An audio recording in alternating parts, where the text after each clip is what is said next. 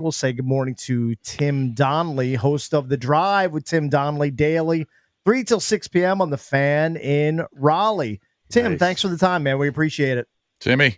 Thank you. Appreciate it. Yeah, so Tim, I'm looking at one of your tweets at Donnelly Sports. This is from May 5th. I'm just going to read it verbatim. Canes have been waiting a full week for game day in Washington. Hope they can flip the switch after a good long rest and play with energy, just like game one versus the Devils after finishing the regular season in a lull. I think mission accomplished. The Canes were clearly the better team here for game one. I mean, they dominated all of the stats. They were the better team on the ice, up and down. Hopefully the Caps were able to rebound. What did you think of the Canes' performance in game one, and can they replicate that in game two to try to get the first two games here in Washington? A pretty good opening statement for them. Replicating that one, I don't know, just because, game ones are so much about, jabbing and trying to figure out your opponent.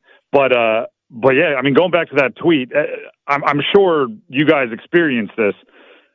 You never are fully confident that a team's going to be able to flip the switch. Like, only certain teams are able to go from kind of chilling to full speed. At the end of the regular season, they did not come in with a full head of steam, but kind of by choice, resting guys, and then a week off between playoff series. Like, what are you supposed to do with that? So it was really good to see them kind of fly around a little bit. I don't know if any of you guys were in the building, but I can tell you on TV, it looked a little like Tom and Jerry, right? Like these big guys chasing a little more energetic, kind of wily team, and obviously the Canes they hope they can replicate that kind of action. Yeah, Tim, I thought the most disturbing thing from the Caps perspective in that game was that Carolina out-hit the Caps 44-31. And the Caps are a bigger, more physical team. You would think the Caps would be able to out-hit and out-physical the Canes. Like, if that trend continues throughout the series, it could be a relatively short series for the Caps. I mean, could be. It's curtains. It could be. It's over. I'm just going to go with could be. It's over. I still have a little bit of optimism, unlike EB, one of the show co-hosts. That ship. first game was very depressing for me. We argued before. I hate to bum rush his question, but we argued before the series, and we were, I think, some of us on the same page. Like, okay, Carolina's good, but maybe shouldn't it at least be like kind of like an even series? Why are they kind of like overwhelming favorites in a lot of people's eyes, Vegas's eyes? Well, I learned something, actually. I'll give you this. Like, before I jumped on with y'all, I was debating, like, how over the top do I want to go? Because I watched game one, and sure, it was a 2-1 game, but it could have been 4-1, could have been 5-1. You dominated. Your boys dominated our guys. They rang the post a billion times.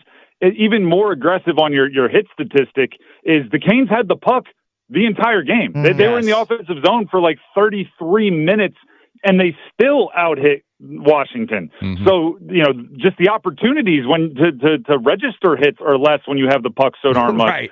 So I'm sitting here going like, it's hockey. Anything can happen. Do I really want to give y'all the clip that you're going to be replaying over and over if Washington turns it?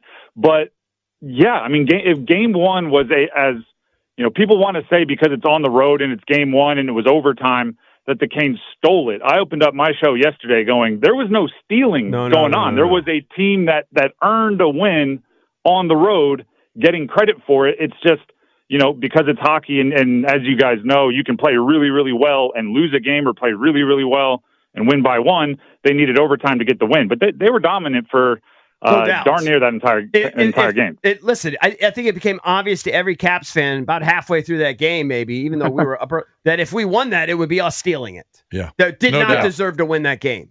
And I was hoping that we were going to steal it, frankly. Hey, Tim, let me ask you. And there were a few moments. Yeah. There were a few moments just that, Gostisbehere fed Leonard a breakaway, and I'm going, all right, that's the one, right? There's the one play that's going to even out all of this other dominance. But no, and Slavin getting the goal at the end is always, that feels good for everybody, right? Four Nations Cup, Mr. America, everybody's about that. Timmy, when you were talking, not here. When you were talking to your listeners, the Canes fans before game one, how were they feeling? Were they pretty confident?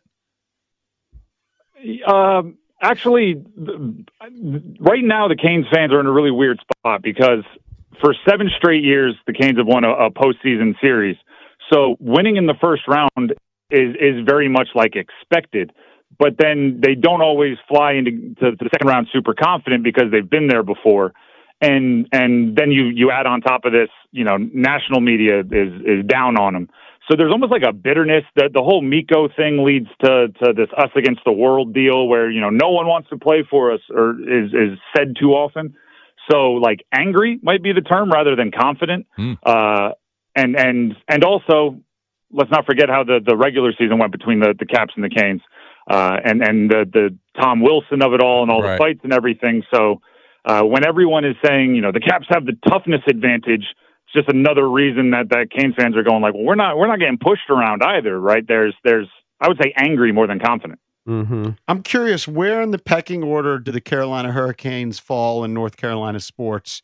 In Raleigh, you got NC State, you got college basketball, college football. Where's hockey? First of all, there's like two Carolinas, right? Because Charlotte is different. We're down here in the Triangle. And, it's hard to put them in a hierarchy. It's actually a good question. Obviously, college basketball is going to be near the top down here. We're in Tobacco Road. Mm-hmm. Canes probably close after that. I mean, this is a hockey town. That's another thing people get real bitter about, right? Just because we can tailgate outside and actually enjoy our afternoons before going inside and watching a hockey game. It's a hockey town. People care about the Canes a whole bunch. What's it like covering Brind'Amour? I actually was down in that area, went to a game, and I was like, because it was kind of cheap, whatever. It was like $40, and I could sit right behind so I literally sat right behind the Canes bench, and I wanted to shrink into a hole. I was intimidated by the guy just sitting behind him, just by looking at him.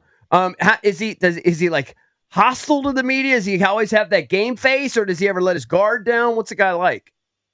He's a hockey guy, right? Rob the Bod. I get the intimidation. You want to do like push-ups and like rip out some curls before you like walk in to ask him a question at a press conference, just to be like, hey, we're bros. Right.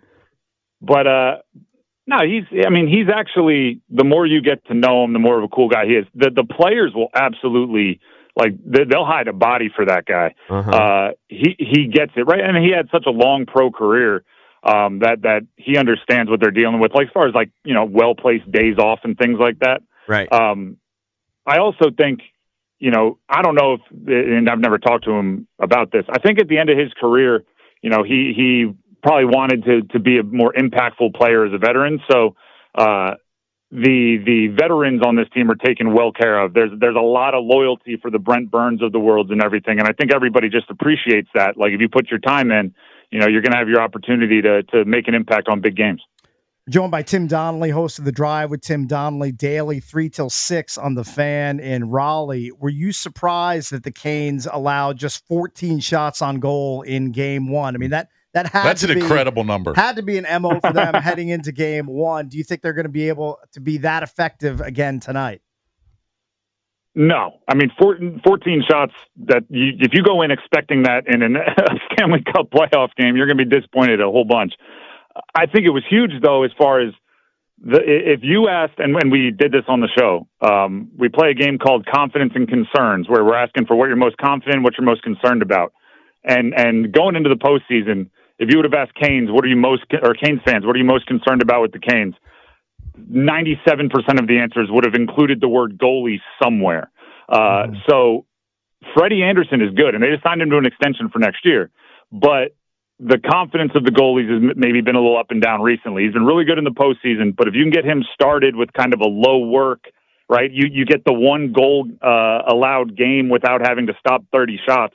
That's very good for Freddie Anderson in goal. So I think it's huge that it happened in the first game. I don't think it can realistically happen a ton beyond, especially like what Ovi had one shot. Yeah. Like we're not dumb down here. We know you guys have some offensive players that will get more aggressive after looking at the stat sheet and going like, ooh, that guy can't have. Ryan Leonard shouldn't be leading you in shots on goal. No disrespect to Ryan Leonard. He's a puppy. So yeah, there'll be a more aggressive Caps team in a whole bunch of different ways, by the way. Like there might be a world where Tom Wilson grabbing a mouthpiece looks tame compared to what we see moving forward for the Caps. Yeah, I was going to ask you. So we had Joe Beninati on the show yesterday. Of course, he does a play-by-play for the Caps. And he said, look, and maybe he's a little slightly biased, okay, but he didn't predict the end of the series. He just predicted it's going to go deep, 6 or 7. Now, if you guys win tonight, I think it's going to be a shorty. But do you believe that this is going to go deep? It's going to go 6 or 7 games. Well, I'm kind of take locked here. Before the series, I said if it's quick, I actually don't like it. If it was a 4 or 5 game series, I thought it leaned Caps' way because that meant their physicality was the difference. And if it went longer, I like the Canes because, I think their skill can prevail. After watching game 1, I think it flips, right? If the Canes want this thing to end as quick as possible and not give Washington the opportunity to muddy it up. If the Canes win tonight, I think it gets real fist fight, real street fight like for the games here in Carolina. Because you just know, with the personalities on the Caps, they're not going to go away quietly. So if it's a short series, I think it means the Canes were able to match the physicality, right? Keep winning in hits or keeping it close in hits, and then it gets over pretty quick. Tim, thanks a lot for the time, man. We appreciate stuff, it. bro. That's Tim Donnelly, host of The Drive with Tim Donnelly, daily, 3 till 6 p.m. on The Fan in Raleigh. We'll have you on again soon. Thank you, man. Appreciate it, man. All right, yep. See you, Timmy. Our Caps Talk is brought to you by Ace Computers. Ace Computers proudly recommends Windows 11 Pro for the U.S. military. Made in America. Check out acecomputers.com right now. Coming up next, we're going to catch up with Ryan Spader, MLB analytics expert. Earlier in the show, we talked about his close call on a 15-game MLB parlay last night. He hit his first 14. He hit 14 out of 15. It would have turned a $40 bonus bet into like $146,000. He was up 2 runs in the 9th inning. Yeah, he was on so the 15th close. game. He was tantalizingly close. We'll talk to him about that next.